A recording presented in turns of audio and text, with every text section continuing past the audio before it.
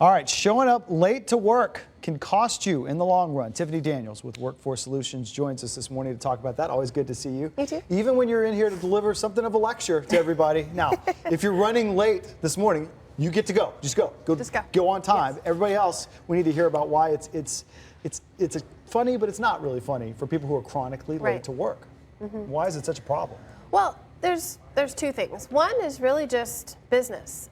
Every minute that you're late, you're costing your business. And a lot of us are salary. And so it's kind of a harder thing to put into motion or to track. You know, what does that mean?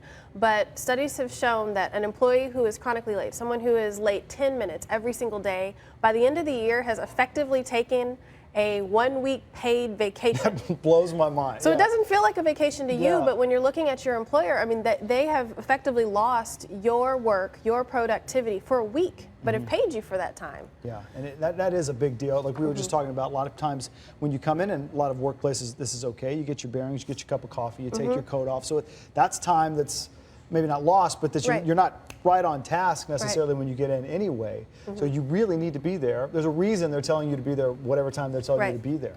And the other thing is kind of a sense of customer service.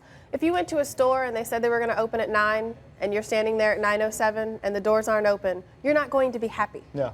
And that's just an expectation you have of that business. Well, that's the same expectation your boss has of you. If you've signed a contract with them formally or informally, as far as, you know, on the paper, but saying, I'm going to be here at 8:30 every morning, and you show up at 8:40, 8:45, 8:50, some days it's understandable. We all know 35 in MOPAC. We know it can be a hassle sometimes to get in. But if you do that every single day, your manager's going to lose trust in you. They aren't going to believe that you're reliable. And you also sometimes can affect your team. If your team members see one person chronically late and there's not any repercussions, or they're not understanding that there's one, you know, what's the benefit for them? You may start a trend where your entire team is late. It's true. I mean, you hear about it in professional sports and stuff, the cancer in the locker room. That is a form of that, to be the chronically late person, either that doesn't get punished or whatever. And you're always, I know you talk about this, you're always making connections, whether it's your boss or maybe a fellow employee who's going to start a venture someday or get in a position. They might remember that about you. We always talk about positive networking, and we definitely want to focus on that, but sometimes you burn bridges, and they may not be bridges that you know you're burning. If you have a colleague now who sees that and understands that, yeah, you do a pretty good job, but they can't depend on you to be at work on time, or to show up for a meeting on time, or to meet clients on time.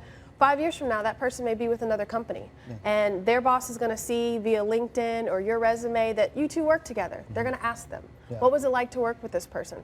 And it's not being mean or being rude to say they're great, but they're maybe not all that timely. When they show up, they're pretty good. Yeah, when they show up, they're pretty good, but we're not quite sure when they're going to show up. Sometimes people can make that, or obviously an employer can't badmouth you to a prospective new employer, but they can say, they worked here from this to this. And that is a burn in a way, and chronic tardiness could be one way to get that. And it was important, you were talking about this beforehand, it's not if this happens once every 6 months. Like you said, it is traffic, or we have family issues, those things happen. You're much more likely to get a little grace on that if it only does happen once every 6 months or so. But when it's every other day or so chronically, people are going to take note of that. You don't want tardiness to be one of your descriptors.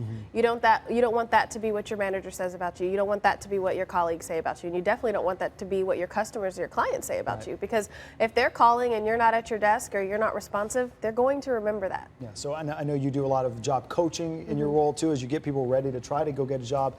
I guess the idea here is take things into consideration. If traffic's rough, you might need to leave a few minutes earlier, or just make plans to be at your work on time.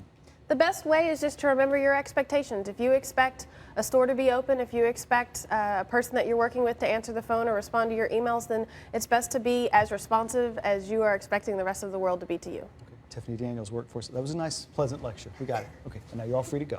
We appreciate it. Thank you so much.